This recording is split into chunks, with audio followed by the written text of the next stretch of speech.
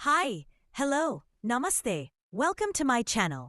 ఈరోజు మనం independence day గురించి తెలుసుకుందాం.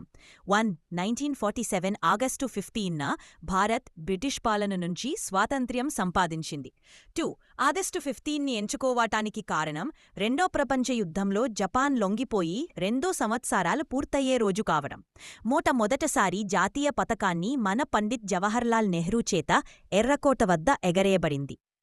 ప్రపంచంలో భారత్తో పాటు దక్షిణ కొరియా, ఉత్తర కొరియా, బహ్రెయిన్ కూడా ఆగస్టు 15ను స్వాతంత్ర్య దినోత్సవంగా జరుపుకుంటాయి. 5 మన జాతీయ గీతమైన జనగణమనని 1950లో అధికారికంగా ఆమోదించబడింది, 4 సంవత్సరంలో కాదు. 6 1950 ఆగస్టు 14 రాజ్యాంగ సభలో ట్రిస్ట్ విత్ డెస్టినీ అన్న ప్రసిద్ధ ప్రసంగం జరిగింది. ఇంకా మరెన్నో విషయాలని మన దేశం గురించి తెలుసుకోవాలనుకుంటే కామెంట్లో ఐఎమ్ ఇండియన్ అని టైప్ చెయ్యండి. Thank you.